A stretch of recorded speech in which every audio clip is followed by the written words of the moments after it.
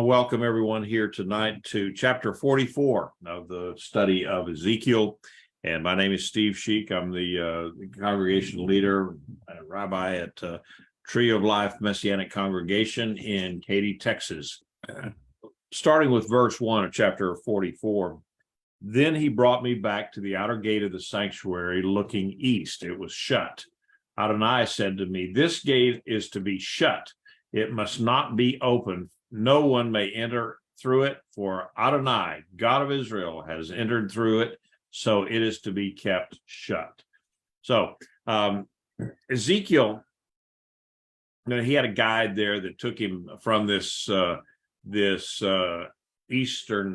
outer gate, and it took him through the he's going to be going into the sanctuary area, but not through this gate because it's closed. It was shut, and it was to remain shut, and no one could enter the temple complex through this gate. And let me show you, and that's because it showed that it says that God's glory was there, and he was never going to leave the temple again. And so sometimes people will talk about this being, well, that's the eastern gate, and here's the eastern gate of the Temple Mount, except for one thing. It's not the eastern gate that Ezekiel's talking about here, because none of these gates would have fit within the boundaries of what Ezekiel was talking about. And this eastern gate was hemmed up here. It was sealed up by one of the Muslim potentates there in Jerusalem, 1,000 years ago.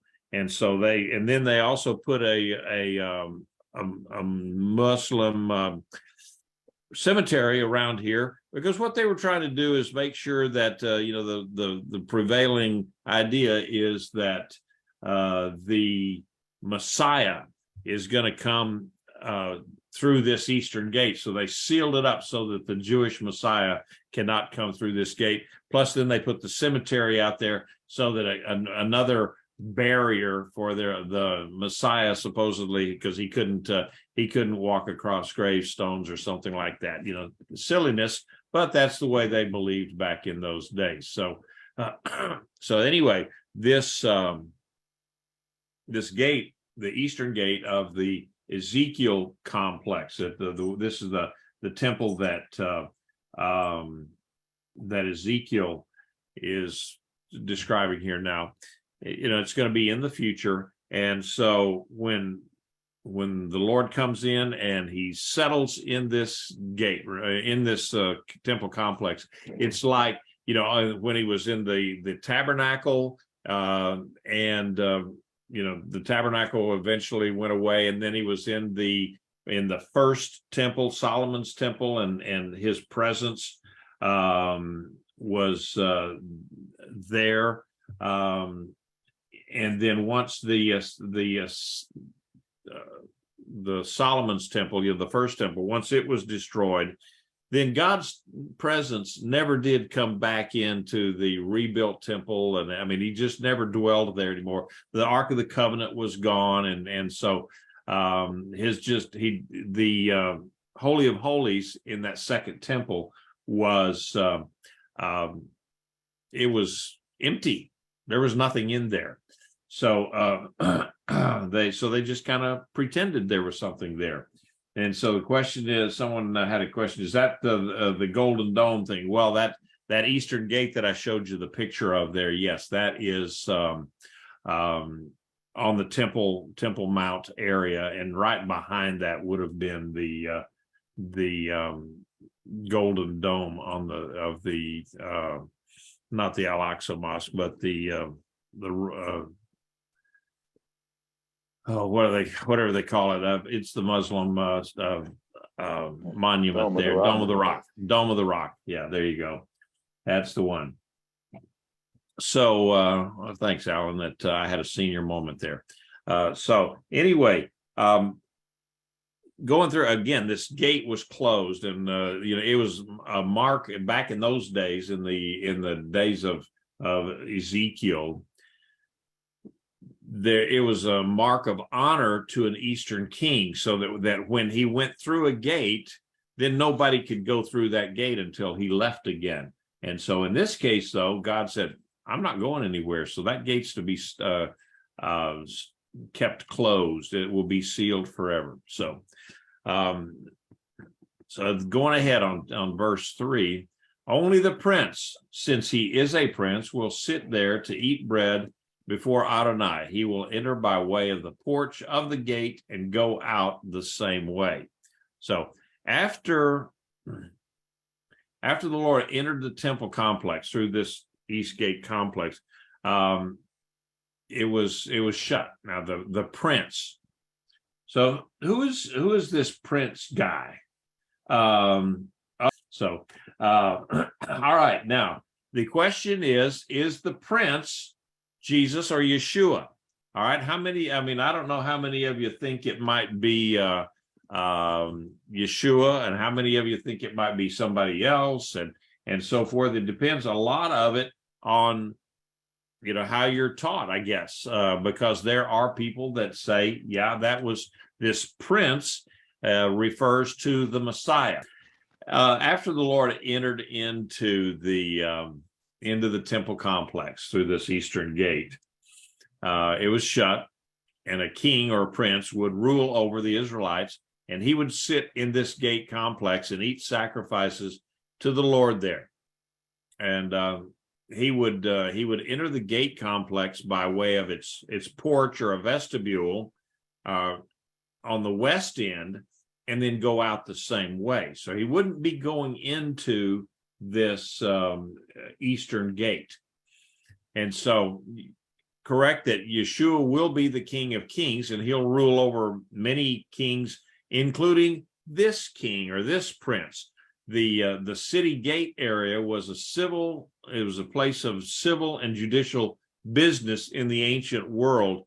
If you've ever been to any of these old ruins in Israel, you'll see, like we were up at Tel Dan in the very north of Israel, and outside there they had these little places, and that they excavated. And this is where the town council, or the muckety mucks of the town there, would conduct the business of the town.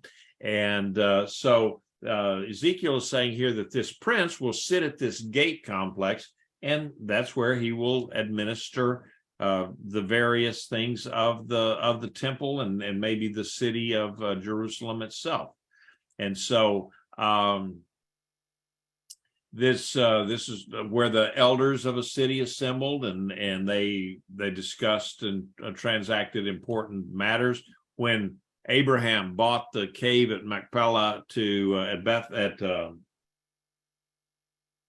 the cave of Machpelah, he sat at the gate. He was there at the gate, and they came up with the price, and how they haggled back and forth, and so he paid the price, and he was able to buy that cave for a burial for Sarah.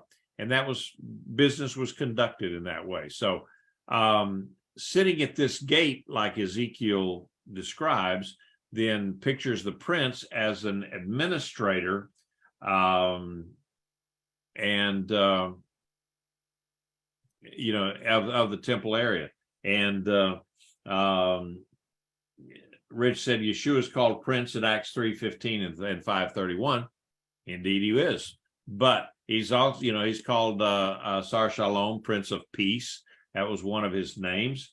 And in this case, though, I would say that the prince, and the Hebrew word here for prince is nasi, and that was also a term used for the head of the Sanhedrin in Jerusalem. It was probably not the Messiah, although there are some commentators that they've concluded that he is. Now, I think this will become clear later when when Ezekiel describes him as presenting a sin offering for himself. So to me, that's something that it's impossible to imagine that Yeshua would be doing a sin offering for himself. And so, furthermore, this leader, if you look in Ezekiel 46:16, says he will produce natural children. Another, to me, an extremely unlikely action for Yeshua. So, and third, this prince is not a priest. He exercises no priestly rights, whereas Yeshua is now and forever will be, he will be fulfilling that role as our high priest, our Kohen Hagadol. And so for those three reasons, I think that this prince will be someone appointed, elected, or however, to administer things. And so, Ezekiel mentioned no high priest in his revelation of the millennial priest. So I think Yeshua will evidently fill that role. And we see that in Hebrews 5:6 and 10 and 6:20 and 7:3 and 17, all throughout Hebrews talks about him being that high priestly role. So it looks to me like that this prince will apparently function in kind of an intermediate status between the priests and the people. And so the exact identity of this leader, obviously, is not known because we don't know who it will be. But he will evidently function as Messiah's administrative representative in charge of certain affairs in the millennium. Now, there are some that believe that this prince will be King David resurrected. And, there is some merit to that also. This person, the prince, appears in every chapter of Ezekiel that follows, 40, 44, 45, 46, and 48. He does not appear in chapter 47. So I just thought that was kind of an interesting thing that, because until I really got into studying this, it never really dawned on me. It talked about the prince coming through the eastern gate, through this. Well, I got mixed up because it wasn't the prince that came through the eastern gate. It was God's glory that came through the eastern gate. And so the prince would come in and out another gate. And so I finally got things kind of straightened out in my own mind, having studied this thing a little bit harder. So, I learned stuff too through this thing. All right. Going on to Ezekiel 44, verse 4. Then he brought me by way of the north gate to the front of the house. I looked, and behold, the glory of Adonai filled the house of Adonai. So I fell on my face. Adonai said to me, Son of man, set your heart, behold with your eyes, and hear with your ears all that I say to you concerning all the ordinances of Adonai's house and all its laws. Set your heart to the entrance of the house with all exits of the sanctuary. So the emphasis here, and I got a picture of it so that you can kind of figure this out. And so he said it brought me to the front, the north gate to the front of the house. Okay, so that would mean that Ezekiel had been in this outer court, and then he brought him into this north gate right here to right in front of the house, meaning the temple here. Okay, that's the way I'm reading this. And so if you got another way of looking at it, please let's chat about it. The emphasis on the holiness of God that marks this particular vision, it continues on here and in the next in the next chapter too. So God's holiness will determine who serves as priests and how they serve. So he got there and he stood in front of the house, he said, the temple. And when he did that, it said that God's holiness was so strong that what did he do? He fell down to his feet, down on his face to the ground. And it's interesting that in other times when God was the Spirit of God, the holiness, the glory of God, in Hebrew it's called kavod, the heaviness of God's presence was so strong when he first entered the tabernacle, and his presence was there on the Ark of the Covenant between the two faces of the seraphim, and the presence of God was so heavy that the priests couldn't even get up off the ground. They were just kind of pushed down to the ground. And then the same thing occurred in the dedication of Solomon's temple. That again, the presence of God was so great and so heavy that it just pushed the people down, the priests down, and they could not minister, could not conduct business with sacrifices until God kind of let them up a little bit, and his glory receded a bit so that they could go on and do their work. So the guy then he like I said, he took him into that place, and Ezekiel then just fell on his face out of fear and out of reverence. If you saw that close to God, and I think all of us would be in that same position.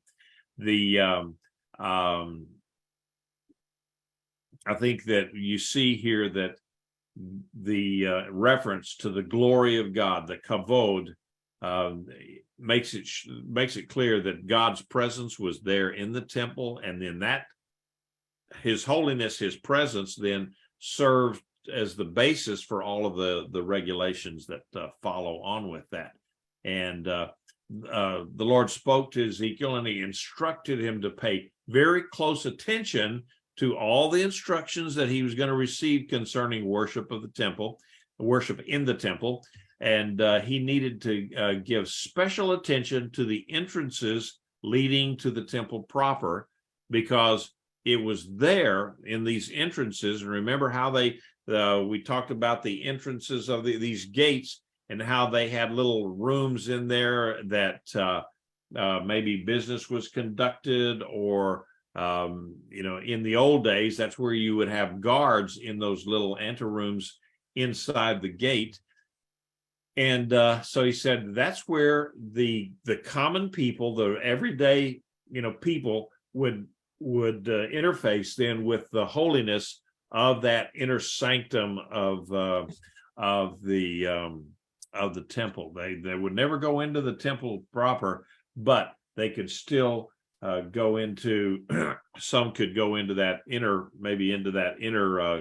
courtyard rather than in the temple itself. So any comments or questions on that so far? Okay.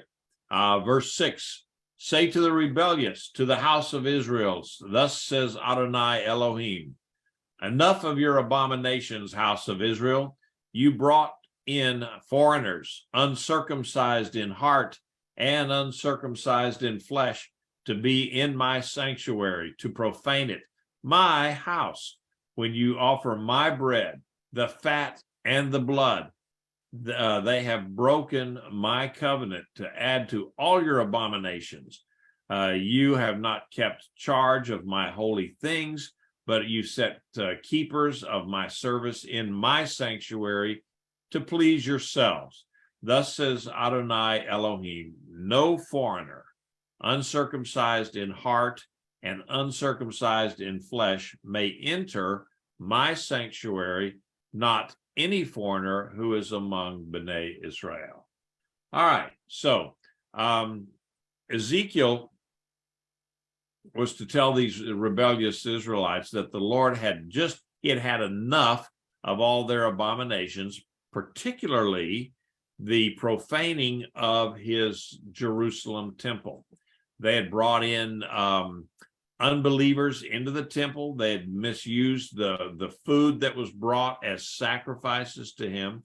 They had even appointed foreigners to take care of the temple itself instead of taking care of the temple, instead of the Levites actually taking care of the temple, they contracted it out. So the religions of the ancient Near East frequently used foreign captives as temple servants to aid the priest. Now that was kind of a common practice, but common practice did not set very well with God, so that was an abomination to him. So the Israelites had done this too, and one of the early instances of this, if you remember, was when they conquered the Gibeonites. You remember when they were conquering the land, and the Gibeonites knew that, oh man, we're going to get stomped if we don't make a treaty. So they tricked Joshua. They put on old raggedy clothes and made themselves look like they had been traveling for a long, long distance. And basically they were from right over the top of the hill there. And so they convinced Joshua that they were from far away and that they didn't want to fight Israel. And so would they make a treaty with them so that they wouldn't have to fight Israel? And so he did. And then he found out he was tricked, and he says, yeah, okay, we're not going to kill you, but you're going to be the wood choppers from now until eternity. So they let the Gibeonites serve in the tabernacle and in the temple.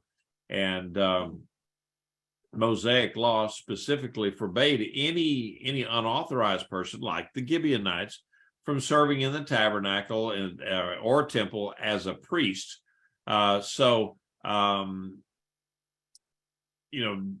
If you were a foreigner, if you were a believer in the God of Abraham, Isaac, and Jacob, and you were a foreigner, you could offer sacrifices, and you could assist the priest, but you could never serve as a priest. You couldn't actually do priestly things. You could just serve if you were a believer as a foreigner.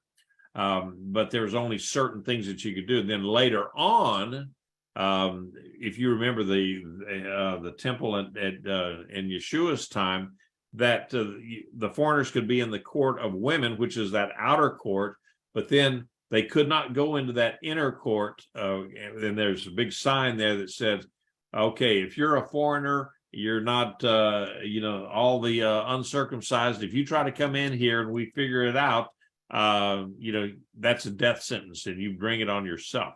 So,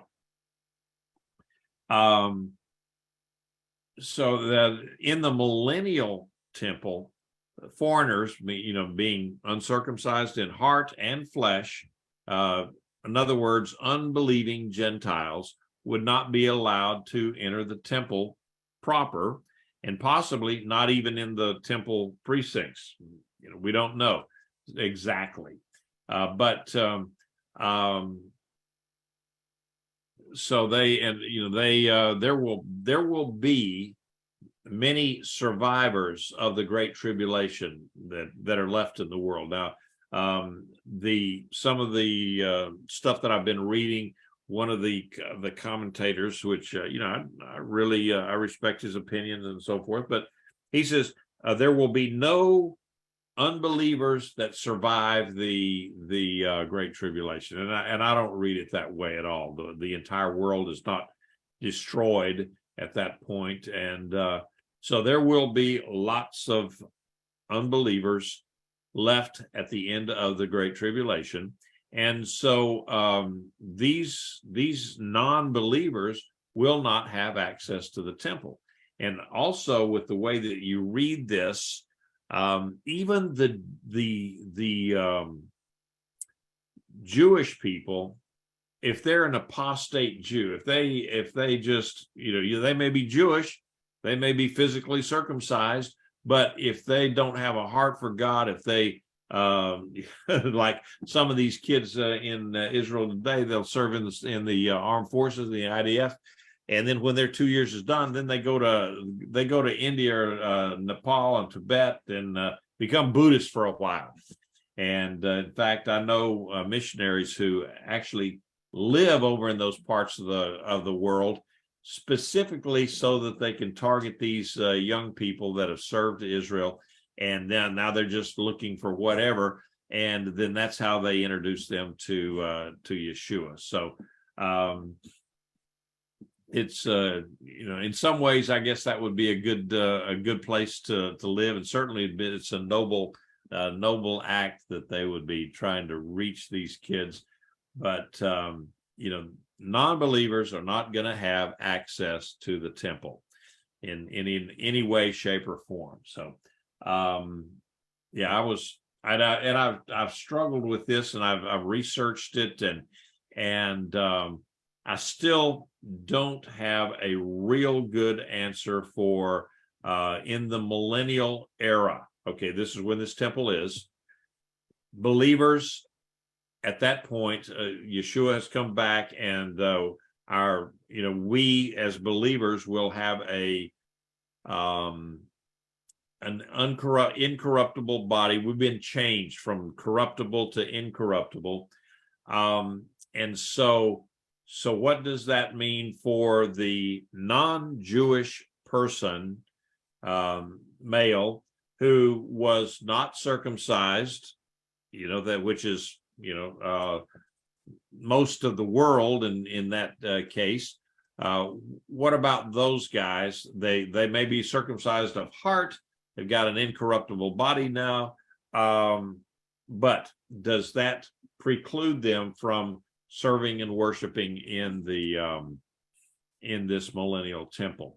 I don't have a real good hard answer for that, but in somewhere in my heart says, if you are a believer and the circumcision of the heart, that counts for everything, because Paul taught that circumcision really means nothing when it comes to salvation. So if any of you guys have a different view on that, let's talk about it, and we'll see, because I don't have a hard and fast answer for that, even though I've researched it. I've been looking at that for years, trying to come up with something that I could hang my hat on. But it's just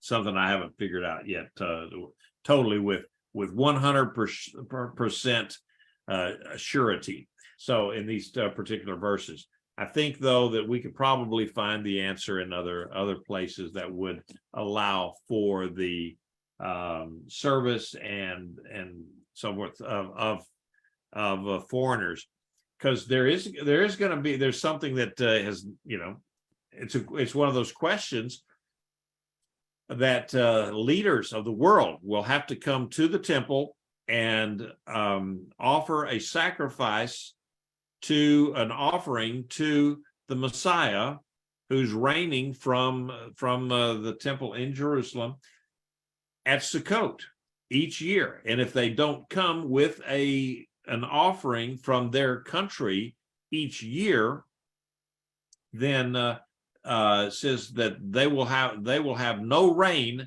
in their country for a year until the next Sukkot rolls around, and if they bring an offering. So no rain means that basically their economy is going to be in the toilet, because in an agricultural society, which all the world was at that time, no rain meant no crops, meant famine, and your economy collapsed. So in that regard, then somewhere along the line, all these people that are coming from these nations may or may not be believers. They're just the representative of their nation, and so obviously they can't come in the temple, but possibly they could come to the temple gate and with their offering. So it's not really 100% addressed there, and so far I haven't found a scholar that has addressed it to my satisfaction either. So let me go on here, and or we'll never get through this this chapter. Verse 10, for the Levites who went far from me when Israel went astray after their idols will bear their iniquity. Yet they will be ministers in my sanctuary, overseers of the gates of the house, and ministering in the house. They will slaughter the burnt offerings and the sacrifices for the people. They will stand before them to minister to them, because they ministered to them before their idols and became a stumbling block of iniquity in the house of Israel. Therefore, I have lifted up my hand against them. It is a declaration of Adonai. They will bear their iniquity. So, what does that mean? Most of the Levitical priests who had been responsible for profaning the temple in the past, they were going to have to bear the punishment for their wrongdoing. They would be able to minister in the temple by overseeing the gates and serving the temple precincts and in various other ways. Perhaps what the foreigners had done, where they had outsourced some of these menial tasks to foreigners because they didn't want to do it. Well, now they're going to have to do it. So they're going to be able to slaughter the sacrificial animals at these intergate complexes. Now, under the Mosaic system of sacrifice, the person offering the sacrifice, rather than the priest, would kill the sacrificial animal. Remember what he would put his hands on the head of the animal, the goat or the bull or the ram or whatever it was, and by doing that and then confessing the sin or whatever, he was transferring his sin or his shortcomings or whatever it was, transferring that to the animal, and then he would then slaughter the animal. And you'd say, well, how did he know how to do that? Well, remember, everybody, they didn't go to the local butcher shop and have their hamburgers and hot dogs there behind the glass case in the butcher shop. No, if you had animals, you wanted to eat meat, you slaughtered your own, you cleaned them, dressed them, and did all of that yourself. So they knew how to do that. And, I'm sure they would also be instructed by the priest as to how to make a good, clean cut. And I've studied that. And when we would slaughter animals here to put them up in freezer and so forth, that's the way I did it, with a very, very, very sharp razor sharp knife, and cut the arteries and let them bleed out. And so, something I don't really enjoy doing, but that's life living on a farm if you're going to butcher your animals. So in that case, now under Ezekiel, the Levitical priests themselves have to do the killing of the animal, and also all of the flaying of the animal, taking the skins off and all that kind of stuff. That used to be for the person who was offering the animal. Now the priests were going to have to do that. And why? Because they were the ones that led the people astray by offering these animals to the foreign gods, the gods of Canaan, the little g gods. So they had led the people astray to where they stumbled before the Lord. And so God was then judging them by limiting their service in the millennial temple. And so these priests there, think about it this way. if these priests that we're talking about here in the millennial temple, if they went all the way through, if these people had survived the Great Tribulation, and then, right now they have people in Israel who have been identified as Levites, and they have been training to be Kohanim priests and so forth. If these guys still, for some reason or another, had not believed on Yeshua as the Son of God, they could have survived all of that. And here they are now as priests. But now, what are they? They're kind of servants in the temple. And so that's just a thought that these guys could very well be serving there and still not be circumcised of heart. So at that point, then somewhere along the line, they're either going to have to come to have a come to Jesus meeting, or they won't be allowed to serve in the temple, even though they are physically circumcised. But if they haven't had that coming to the Lord as their personal Savior, then they would not be able to work in any capacity there in the temple grounds. So, all right. Verse 13, they will not come near to me to minister to me as Kohanim, nor come near to any of my holy things, to the things that are most holy. They will bear their shame, their abominations, which they have committed. Yet I will appoint them to keep charge of the house for all its service and for all that will be done in it. So they will still have an opportunity. They will not be banished or exiled to where they could never serve, but they're going to have to. There's going to have to be some kind of an accommodation that some kind of an arrangement between them and the Lord, so for them to serve. And I assume that what it amounts to is that in the past they were not believers, but then when Yeshua comes in and obliterates all of the enemies of Israel, they will see then that Israel looks and said that blessed is he who comes in the name of the Lord, and that's that's their declaration of him as their Savior. So, all right, these guys, they wouldn't be able to approach the Lord, serve him, and they could only serve the people, and they would not be able to handle all of the things that would be most holy. If in this new temple, the menorah and the showbread and those kind of things, they wouldn't be able to touch those, because it would be a source of shame for them because of their former sins. So, but God did promise to allow them to be in charge of the temple structure, its maintenance, and certain things that transpired there. So the Levites in Solomon's day had much more responsibility than this.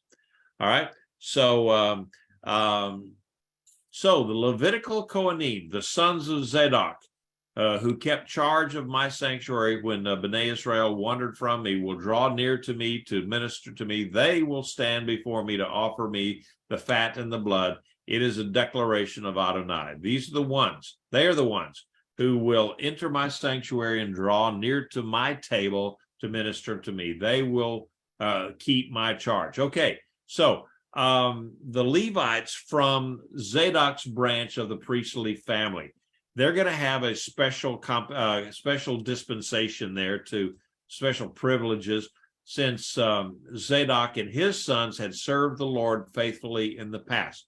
Now, if you don't remember who Zadok was, he was the co-high priest under King David, and when Absalom and Abijah, I think it was Abijah, was trying to overthrow David, Zadok and his family stayed true to David and even acted as spies to inform David of dangers against him. And so as a result, he said, you will be servants or priests to me and in the temple forever. And so that's God has somehow maintained a remnant of these people, these Levites from Zadok's branch. Now, how it does that? Who knows? I don't know.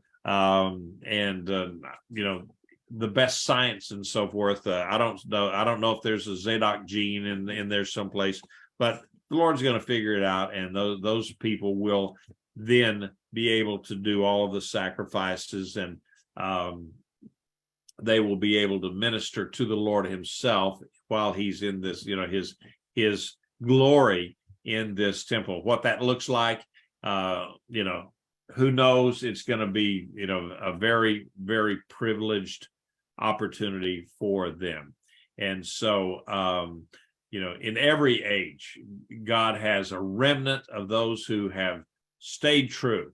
And it's not always easy, but the priests, these Zadokite priests, kept themselves from idolatry of the nation, even though other priests complied with the idolatrous desires of the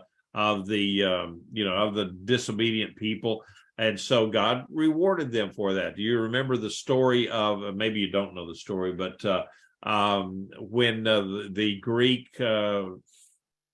Greeks came around to the various villages during the Maccabean period and under Antiochus Epiphanes, and required the Jewish people to slaughter a pig, and then if you circumcise your sons, they would torture you to death and all sorts of things.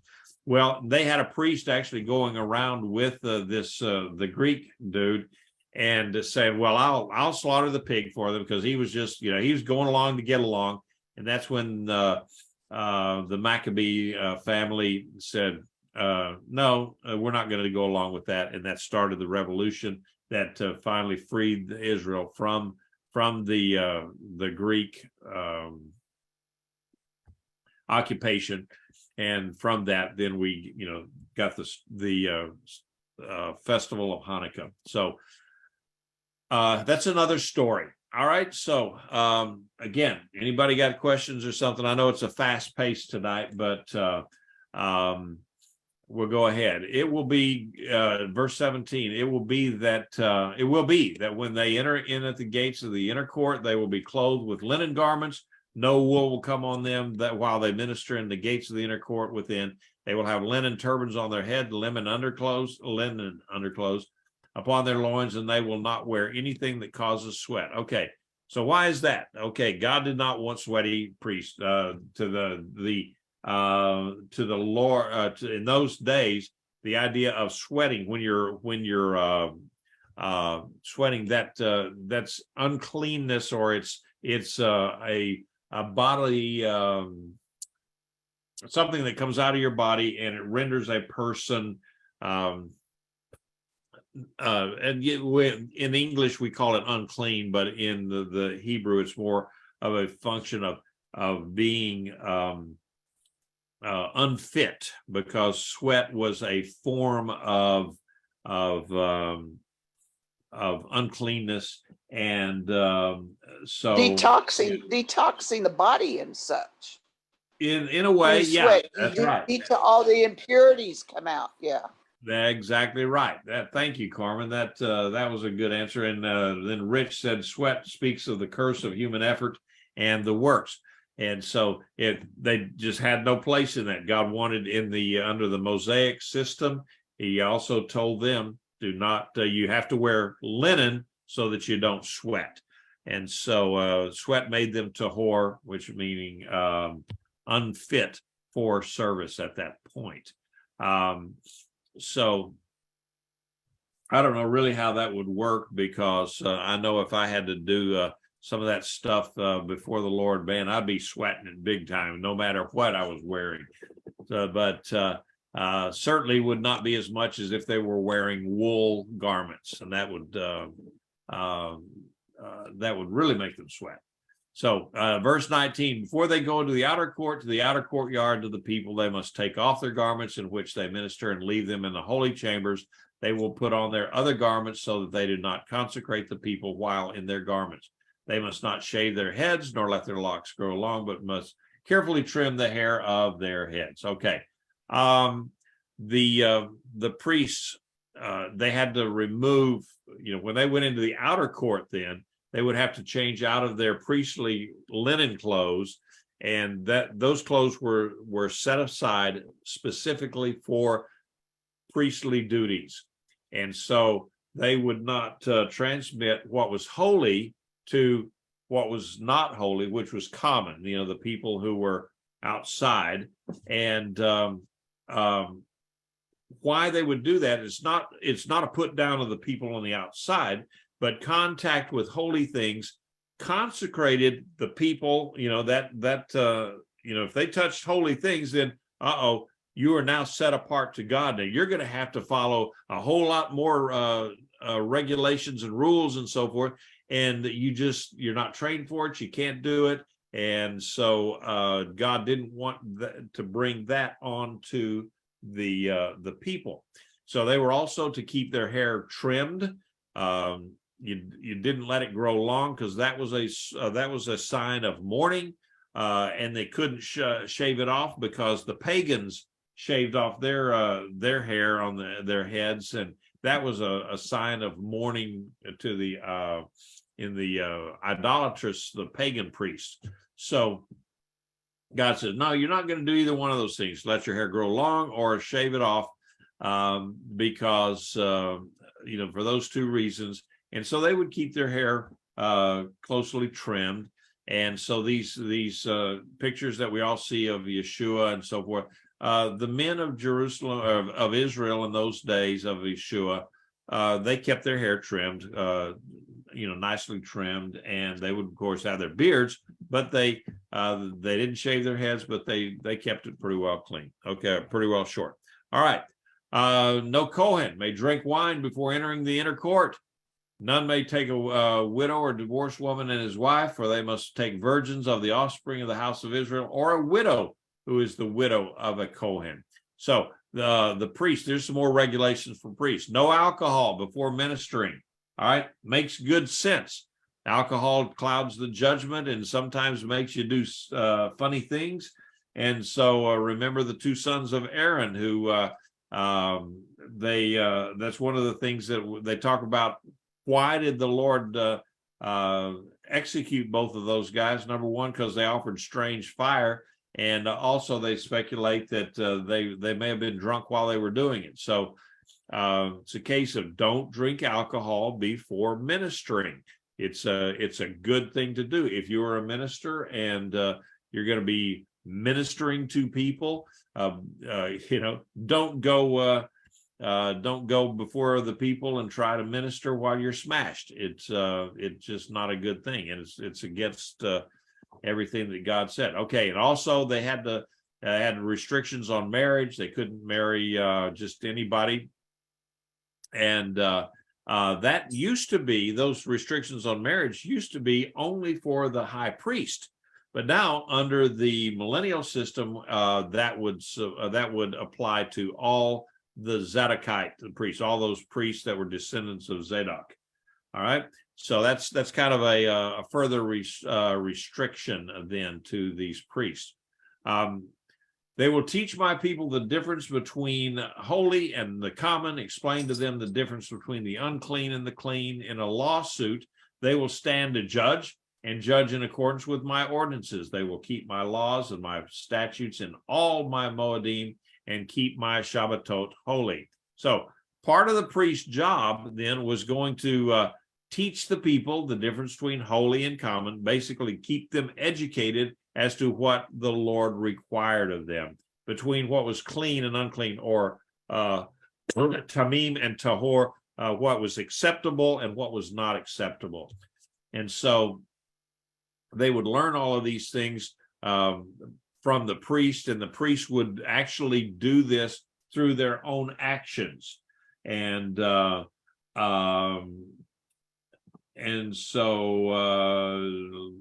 Ezekiel 44, 23, and 28. So we're almost there. 23, yeah. They will teach my people the difference between the holy and the common, and explain to them the difference between the clean and the unclean, unclean and the clean. So Rich says that I see if you sent, yeah, he sent it to everyone, so you can see it out in the chat. So there again, it reminds of our royal priesthood unto Yeshua. And good comments there, Rich. Part of the priest's job, of course, was to teach, and they were to be examples themselves of the separateness and what it means to be holy. Remember, holy does not mean sinless, doesn't mean perfect. It means you're set apart to the Lord. Okay, that's what being holy means. That's why God said, be holy as I am holy. And that, he's not going to tell you to do something that you cannot do. And so holiness means separated unto God. So, okay, the question is, are these the sons of Aaron? Okay, the priest, the Zadok priests were, yes, they were sons of Aaron. Zadok was a descendant of the Aaronic line. So he would have been even though there are other Levites who were not of the Aaronic line, this guy, Zadok was, and then all of his descendants then would have certainly been of that Aaronic line, which they were being Kohen, rather than the other Levites who would be the people that were they transported stuff, they maintained the temple, they did all the other ancillary work of maintaining the temple, but they were not the priests. Only the descendants of Aaron could do that and be the Kohanim. All right. So yeah, and then Peter, 1 Peter 1:13-16, that this is a duty of the believer priest today, of people like us, is to teach people and by example, our own lives, how to walk out the requirements of the Lord. So these Zadokite priests were also to serve as judges for the people and to make decisions in harmony with the Lord's law. I mean, it's they were, the Bible tells us to do justice, and it gives us specific requirements when we have to be judges. So, in a previous life, it was called upon me to in the military to be a judge and to administer discipline. So it's a very important thing when you are called upon to do those kind of things, to do it properly, and you don't take into account, well, this guy's one of my favorites, so I'm not going to throw the book at him. No, did you do the crime? You do the time. So, all right, so let's go ahead so we can finish this off. They must not come near a dead person to defile themselves, only for a father, mother, son, daughter, brother, sister, who had no husband may they defile themselves. So close relative. After he is cleansed, they will count 7 days for him.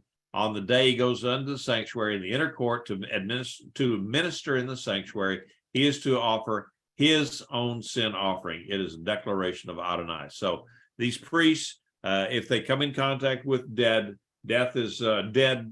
Death is a symbol of sin. So if they come in contact with that, then they have to go through the ritual of cleansing and then wait 7 days. There would be a mikvah involved and that sort of thing. And so then they have a sin offering that they would have to offer.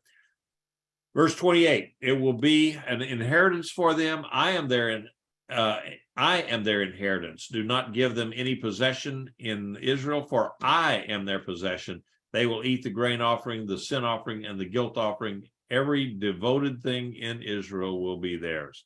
So these priests would not, they would receive no inheritance like all of the other tribes are going to get some land and inheritance.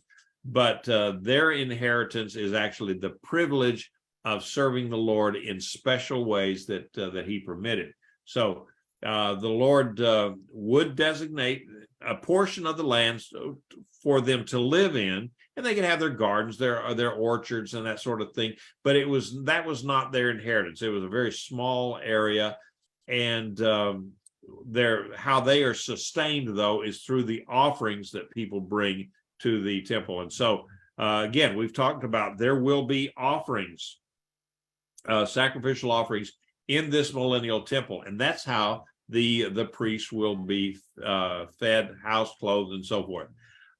So everything that the people would bring as offerings to the Lord would go to these priests, and that's the way it was supposed to be before. But it didn't work out so well for them. But this time, with Yeshua reigning from the temple himself, I think it'll work out that way.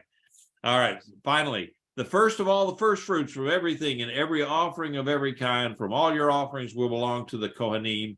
You will also give the Kohen the first of your dough to make a blessing to rest on your house. The Kohanim will not eat any carcass, whether bird or beast, that dies of itself or is torn. All right. All the priests, they were supposed to receive the very best parts of the first fruits of every kind that the people brought to the Lord. If you're a farmer, if you're a garden, you know that when you're growing things, that first flush of produce that you bring in, it's that's the very best. The crop just kind of goes down a little bit throughout the rest of the growing season, to the point that toward the end you don't have the same quality of product that you do at the very beginning. So the first fruits were the best, and that's what the Lord said would then go to his Kohanim, the Zadok priests, that they would have the very best from all of Israel, and that was going to be their portion. So, and then it says, don't eat animals that die on their own. And we've faced that before, raising our own animals, that you go out there and something, chicken had died or something overnight, and so what do you do with it? Well, it's still warm, what do why not? And so no, we do not eat an animal that dies on its own. We don't know why the chicken died. Maybe couldn't get to the other side of the road. We don't know, but he died. So have to throw him away, bury him bury her, because we're not going to eat something that died on its own. Why? Because you don't know why he died. And then the other ones is don't eat anything that was torn, meaning if it's not slaughtered in the kosher fashion that was required for sacrificial animals, then they couldn't eat that. So